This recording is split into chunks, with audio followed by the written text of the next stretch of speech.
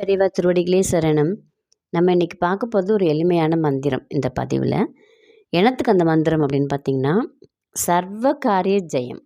எந்த விதமான செயல்களாக இருந்துச்சுனாலும் கண்டிப்பாக ஜெயமாகறதுக்குரிய எளிமையான மந்திரம் நம்ம மகா பெரியவா கொடுத்தது ஒரு வரி மந்திரம்.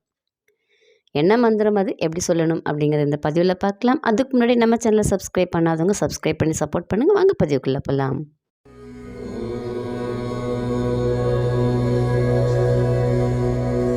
மகா பெரியவா என்ன சொல்கிறாங்க அப்படின்னா, உனக்கு வரக்கூடிய பிரச்சனைகளை ரொம்ப பெருசாக்கிக்காத, எல்லாத்தையுமே பகவான்கிட்ட விட்டுரு. நீ ரொம்ப பெருசாக்கிக்கிட்ட அப்படின்னா உன்னுடைய மனமும் சோர்ந்து போயிடும், உன்னுடைய செயல்களும் சோர்ந்து போயிடும். அப்போ வெற்றிங்கிறது உனக்கு கிடைக்காது, காரிய ஜெயம் அப்படிங்கிறதே இருக்காது. அப்போது ஏதாவது ஒரு பிரச்சனைகள் வருது அப்படின்னா அந்த பிரச்சனையை நம்ம எதிர்கொள்கிறதுக்கு பழகிக்கணும். நம்ம அதை பார்த்து பயந்து ஓடக்கூடாது.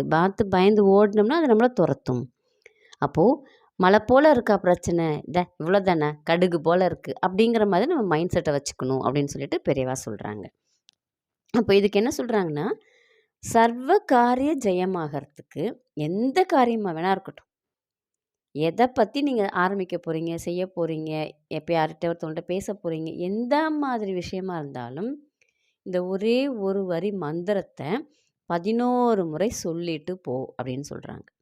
இதில் என்ன ஒரு விசேஷம் அப்படின்னு பார்த்தீங்கன்னா, உங்களுக்காக நீங்கள் சொல்கிறது இல்லாமல் உங்களுடைய பிள்ளைகளுக்கோ, உங்களுடைய தம்பி தங்கைகளுக்கோ, இல்லை அடுத்தவங்களுக்காகவும் இந்த மந்திரத்தை நீங்கள் பிரயோகப்படுத்தலாம்.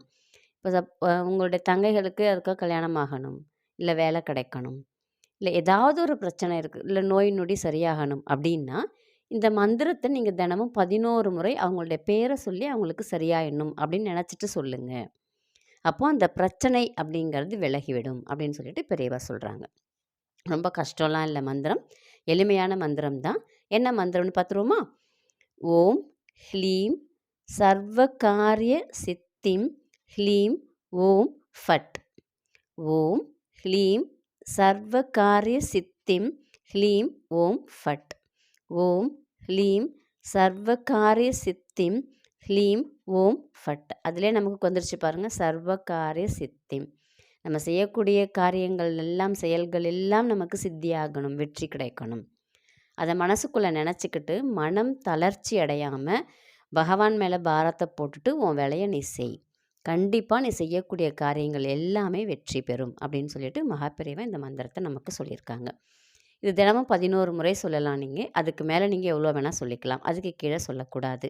உங்களுக்கு எப்போ வேணாலும் சொல்லலாம். உங்களுக்கு திடீர்னு ஏதோ ஒரு பிரச்சனை வருது, இப்போ நீங்கள் ஒரு ஆஃபீஸ்க்கு போகிறீங்க, அந்த ஆஃபீஸில் திடீர்னு ஏதோ ஒரு ரூபத்தில் பிரச்சனை வருது, இந்த மந்திரத்தை கண்ணை மூடிட்டு 11 முறை சொல்லுங்கள்.